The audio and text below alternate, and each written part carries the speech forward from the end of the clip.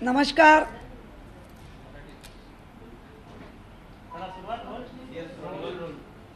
Madam, कर्नाटकमध्ये जे आहे ते काही कोरोना पॉझिटिव्ह आलेले प्रवासी जे आहेत ते पळाल्यानंतर मुंबई महापालिकेने आता ॲक्शन प्लॅन जो आहे तो तयार केलेला आहे. जे जे प्रवासी विमानतळावरती उतरतील त्यांच्यासाठी एक ॲक्शन प्लॅन तयार केला आहे.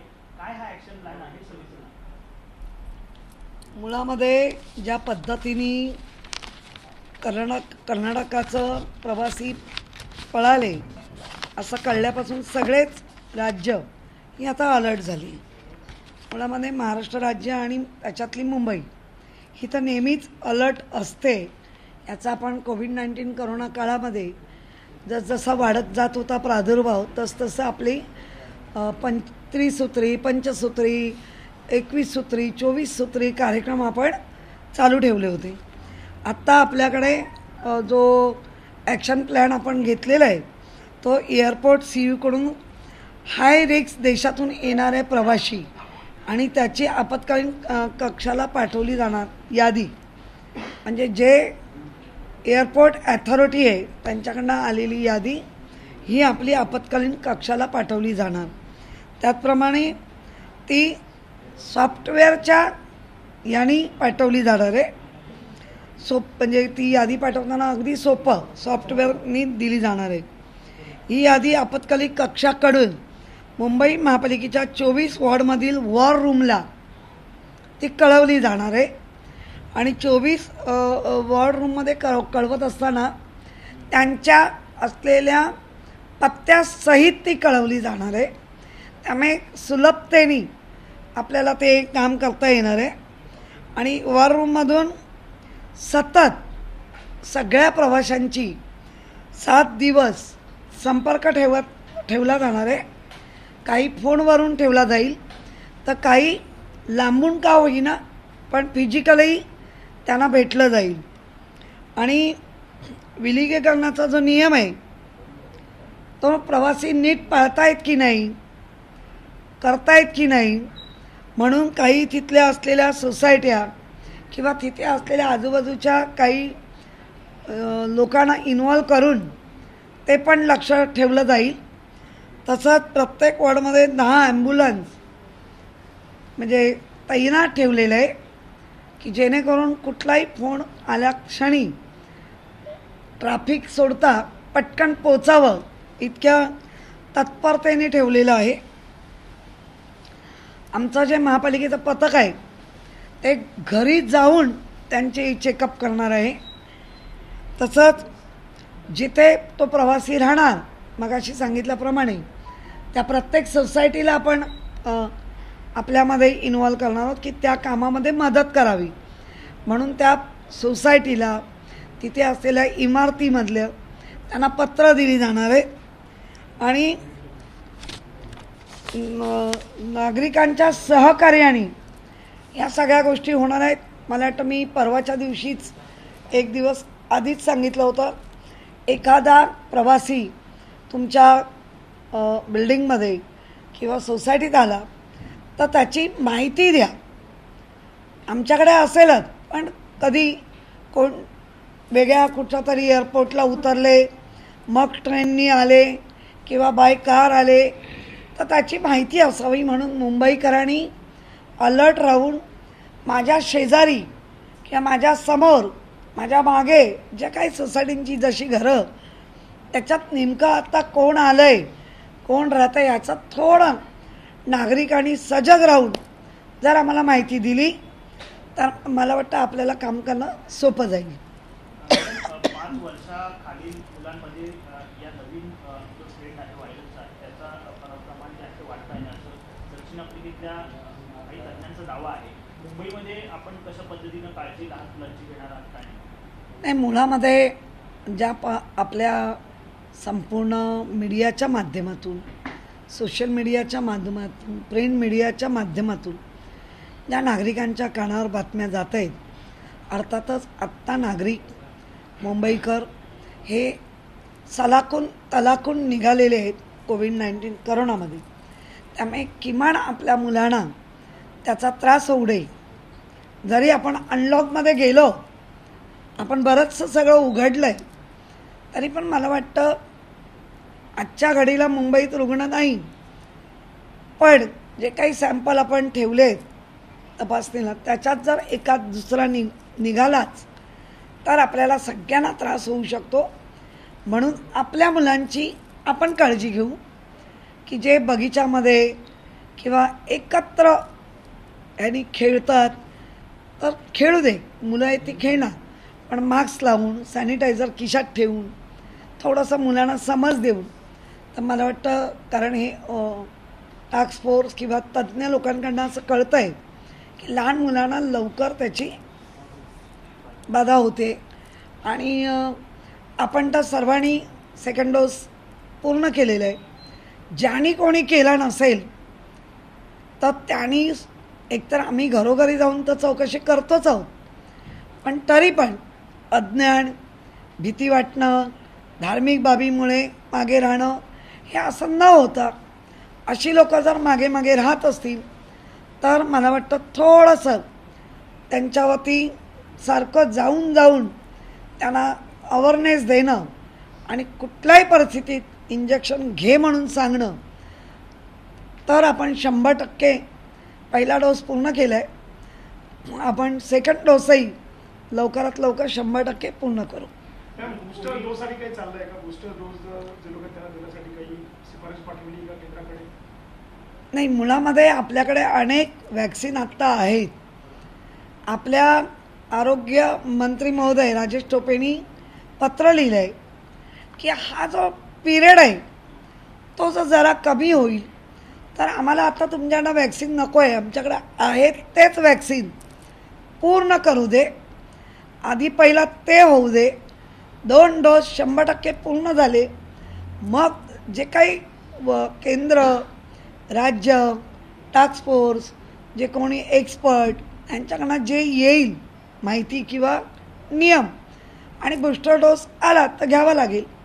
मॅडम, तुम्ही कालच भेट दिली होती जिनोमिक सिक्वेन्सिंग लॅबला आणि ऑलरेडी 6 दिवस उलटून गेले आहेत, 11 साधारणतः सॅम्पल आहेत.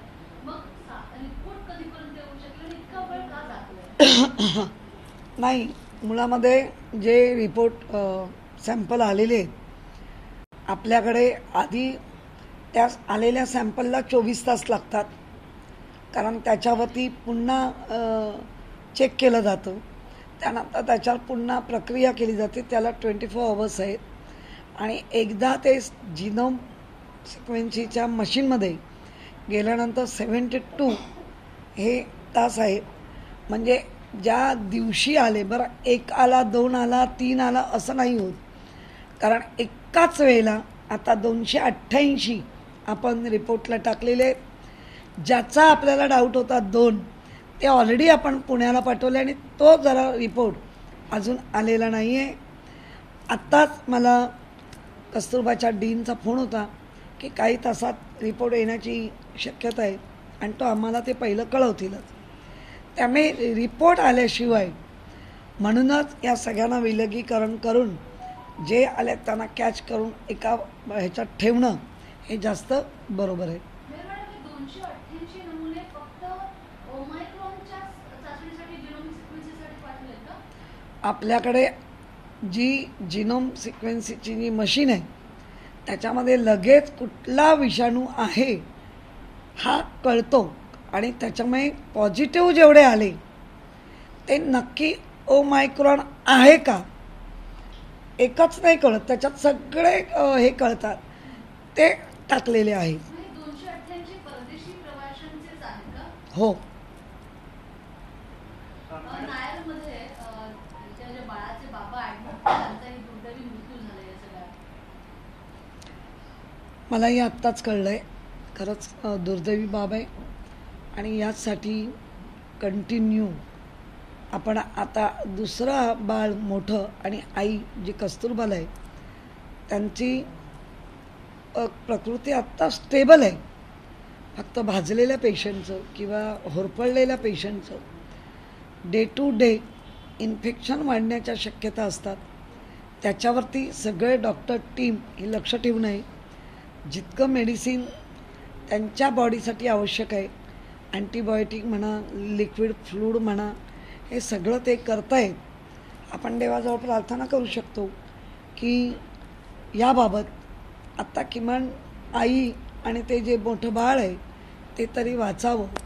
आणि त्यासाठी आमचे डॉक्टर्स, कस्तुरबाची सगळी टीम ही शिकस्त करते. मॅडम, अनेकदा असं होतं की डॉक्टरांचा हलगर्जीपणा होतो, पण अनेकदा हॉस्पिटल मान्य करत नाही आणि या केसमध्ये ते उघडच झालेलं आहे. अशा परिस्थितीमध्ये सरसकट सगळ्यांना नियमावली लागू करण्यासंदर्भात पालिका काही विचार करते का? कालच तुमच्या माहितीसाठी संपूर्ण major hospital, peripheral hospital, maternity हॉस्पिटलचे सगळे डीन, सगळे प्रमुख यांना मी काल बोलवलं होतं.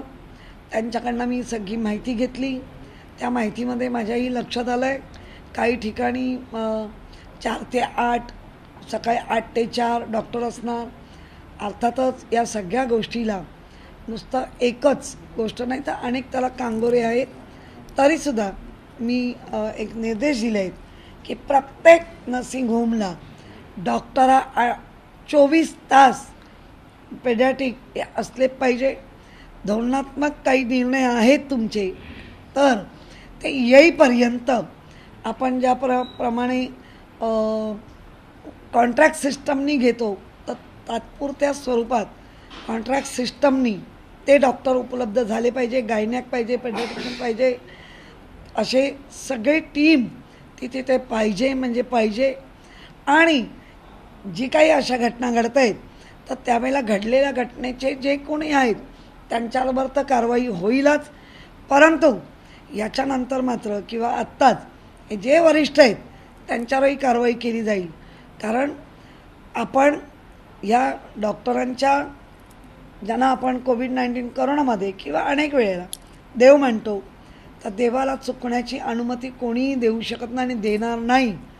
त्यामुळे प्रत्येकाने आपला जो पेशा आहे त्याला प्रामाणिक राहून काम केलं पाहिजे या मताशी मी सहमत आहे.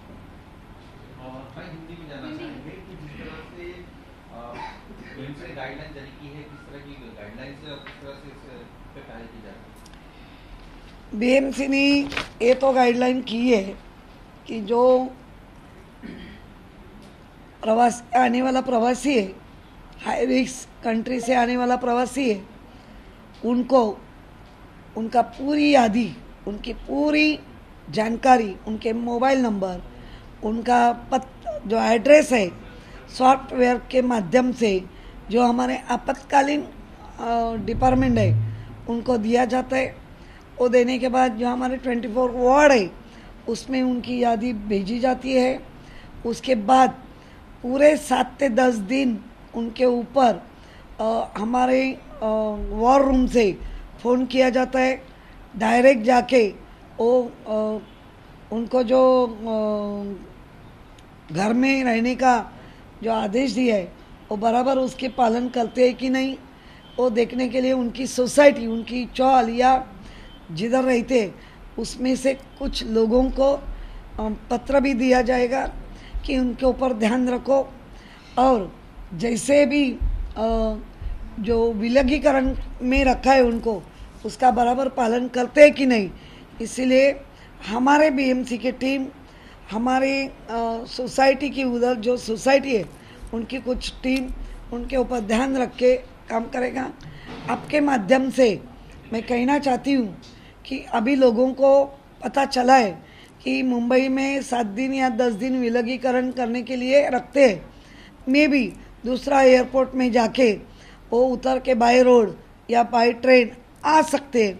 तो हमारे लोगों ने, मुंबईकर लोगों ने, मेरे आजू बाजू आगे पीछे जो फ्लैट होते या घर होते उसमें नया कौन आया या 15 दिन नहीं दिख रहा था अभी आए उसकी जानकारी महानगर पालिका या पुलिस को देना चाहिए. क्योंकि एक बार ओमाइक्रॉन का प्रादुर्भाव मुंबई में या महाराष्ट्र में छिड़काव करता है तो जैसा कोविड-19 कोरोना में सेकंड जो वेव आई उसके लिए हम बहुत ही सब परेशान हुए थे. तो मुझे लगता है मुंबईकर हमारा सजग है, मुंबईकर इसके ऊपर ध्यान रखेगा. पूरी टीम जो महानगर पालिका की है, राज्य सरकार के केंद्र, वो तो हमारा हम काम कर रहे हैं. मुंबईकरों को मैं आपसे नम्र निवेदन करती हूँ कि आप लोग जैसे कोविड-19 कोरोना के आने वाले फर्स्ट सेकंड में आपने जैसा साथ दिया वैसे ही आप साथ देंगे और हम भी मिल के जुड़ के ओमाइक्रॉन को हरा के रहेंगे। ये भी बताया जा रहा है कि छोटे बच्चे भी इससे दूर नहीं है, 5 साल के बच्चों में भी इस तरह के लक्षण पाए जाते हैं, इसे लेकर बीएमसी किस तरह से लड़ रहा है? नहीं, वो तो सबको डर लगा है, इसीलिए जो जंबो कोविड सेंटर है, बच्चे लोगों को कोविड सेंटर जो बनाए गए वो सब हम लोगों ने रेडी करके रखे हैं। होना ही नहीं चाहिए, लेकिन हो जाए तो उनकी पूरी जिम्मेदारी बीएमसी लेके काम करेगी और करना चाहती है। इनके किस तरह से वैक्सीनेशन जागरूकता भी करनी फैलाई जा जा रही रही है, है। खास करके बच्चों को लेकर सोसाइटीज वगैरह में कुछ अलग से अभी आपके माध्यम से तो बहुत ही अवेयरनेस हो रहा है।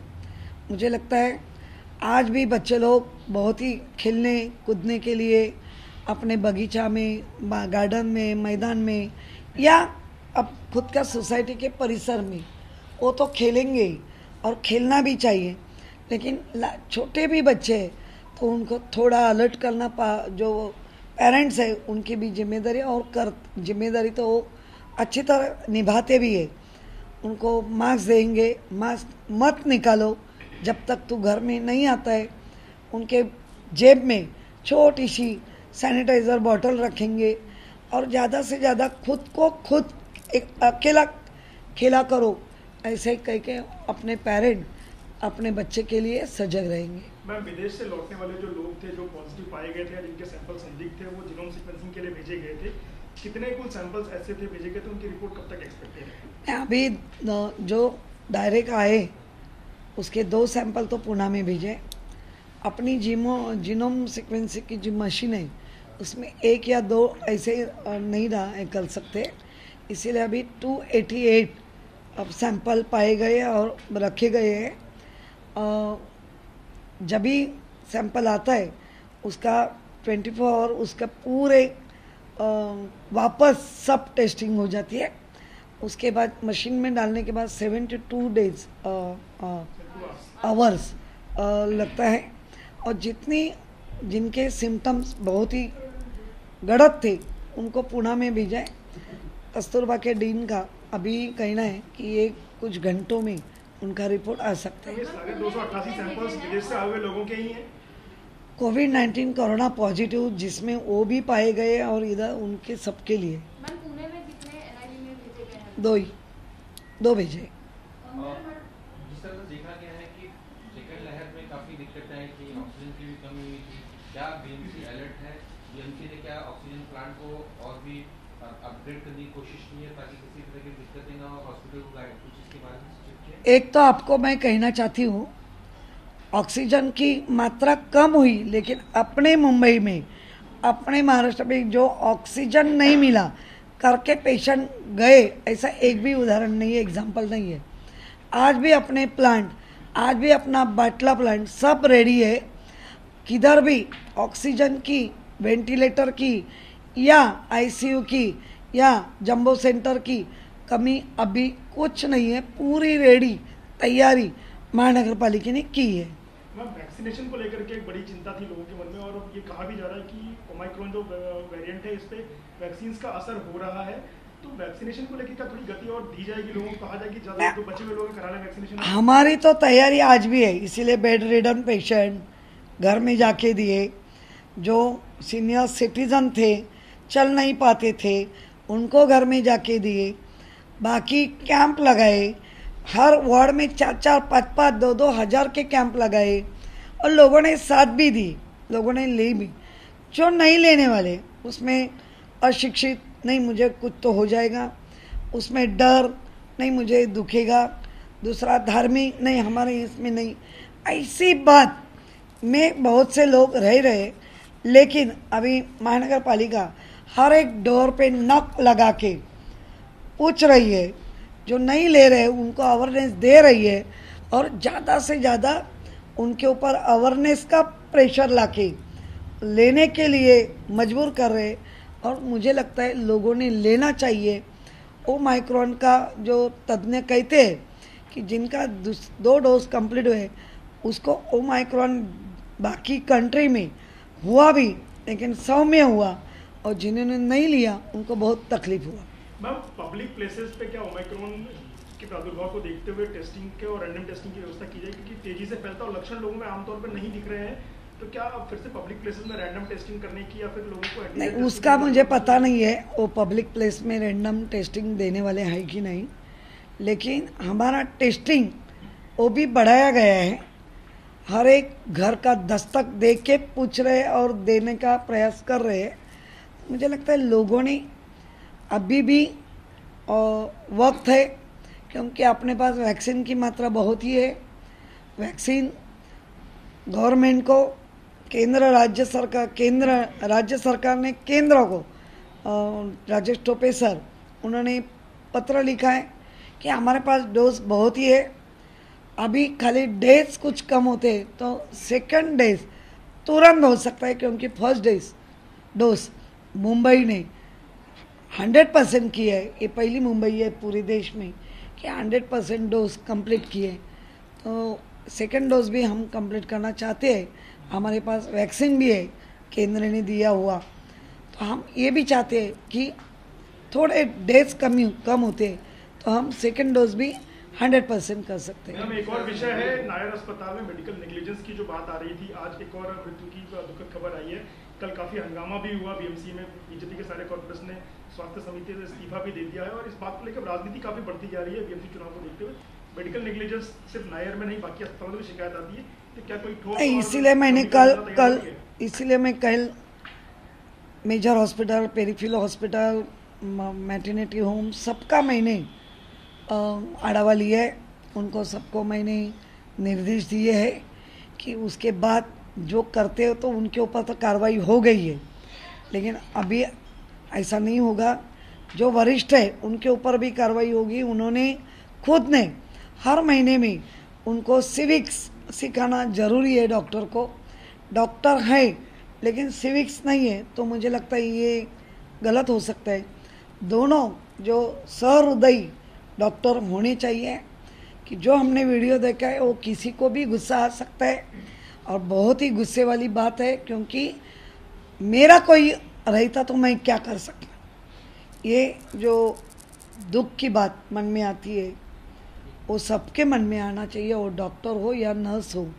और आपने ये किया कि राजनीति तो बीजेपी ने उसके ऊपर भी इतनी घिनौनी की है, हमारे पास पत्र भेजा है, राजीनामा देते हैं। तो आप जिस कारण राजीनामा देते हैं उसको कहना जरूरी है, वो मैं समझ सकती हूँ, वो आपका लोकशाही ने दिया हुआ, कायदे ने दिया हुआ अधिकार है। लेकिन उसमें आदित्य ठाकरे का नाम लिख के उनको कुछ गलत कहने का, पेगविन वगैरह, तो ये क्या राजनीति है? ये कितनी घिनौनी है राजनीति है। जिस घटना घटी है उसके ऊपर सेंसिटिव होना, संवेदनशील होना मैं समझ सकती हूँ, लेकिन उसका आधार लेके अपनी राजनीति चलाना ये कितनी गलत है।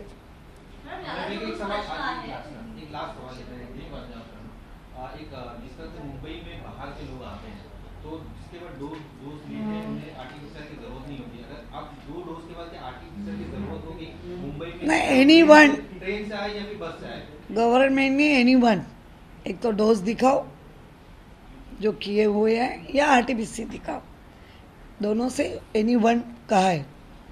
कालच्या पालिका सभागृहात मोठा गोंधळ झाला आणि याच्यानंतर आता भाजप पोलीसमध्ये तक्रार देखील दाखल करणार आहे। कालचा काय गोंधळ होता, काय परिस्थिती, आणि आता ते याच्यानं जाणार आहे पोलीस स्टेशन? ते सारखे उठत आहेत पोलीस स्टेशन, कोर्ट वगैरे, तर त्यांचं त्यांना करू दे। माझं म्हणणं आहे जी गोष्ट घडली ती संवेदनशील आहे, नुसतं म्हणून चालत नाही, तर ते वागावं लागतं। काल त्यांनी जी पत्र दिली आहेत 10 लोकांनी, त्याच्यामध्ये म्हणायला सांगतायत की आमची राजनीती नाही, आम्ही संवेदनशील आहे, मग पेगविन याचा त्याचा उल्लेख करायची गरज काय? ज्या गोष्टीसाठी आपण सगळे एक होऊन जर त्याच्यावर प्रशासनाला दबाव आणून किंवा प्रशासनाला त्यांची असलेल्या नियमाची जागा दाखवून करतोय, तर असं पत्रामध्ये लिहिणं आणि राजनीती करणं हे कितपत योग्य आहे? काय गरज होती? घटना कुठची होती? घटनेचा जर क्रम बघितला, जो बाटला आहे सिलेंडर, त्या लोकांनी कंप्लेंट केलेली होती त्या कंपनीला. अर्थात जे बिचारे हातावर पोट घेऊन डबे चालवणारे फॅमिली होती, बटन दाबताच गॅस पसरलेला होता. अर्थात त्या सगळीकडे दुर्लक्ष. परंतु कुठूनही राज्य सरकार आदित्य ठाकरे अडचणीत कसं आणता येईल ह्या गोष्टीमधनं पण जर ते करत असतील तर हे संवेदनशील नाही हे स्पष्ट होतं. मॅम, जो राडा झाला त्याच्यानंतर त्यांनी राजीनामे दिले, याकडे कसं पाहता? राडाबिडा काही नाही झाला. कायम ते राडे करण्यामध्येच माहीर झालेले आहेत. कारण जर आता आपण फिजिकली घेतोय तर लोकांचे प्रश्न मांडण्यासाठी आपण सतत सतर्क असायला पाहिजे. तर ते कुठेही लोकांचे प्रश्न मांडण्यासाठी सतर्क दिसत नाहीत. कंटिन्यू अख्खा राडा करून जे काही सभागृह आहे ते बंद कसं पडेल याच्याकडे लक्ष आहे. मॅडम, पॉलिटिकल स्टंट वाटतं का तुम्हाला पारंपरिक? मला कशाला वाटायला पाहिजे? तुम्हीही बघताय संपूर्ण पॉलिटिकल स्टंट करून जर अशा गोष्टी घडतील तर मुंबईकरांचा दुर्दैव आहे म्हणायला हरकत नाही. त्यामुळे जास्तीत जास्त आपल्याला आता सभागृहामध्ये मुंबईकरांच्या सेवा सुविधांसाठी प्रश्न मांडायचे आहेत, हक्क मांडायचे. तो हक्क ते स्वतः घेत नाही आहेत. नुसता दंगा करून, सतत दंगा करून पोलीस स्टेशन कोर्ट करायची त्यांची इच्छा असेल तर त्यांना करत राहू दे. मराठ्यांची तळपती तलवार म्हणजे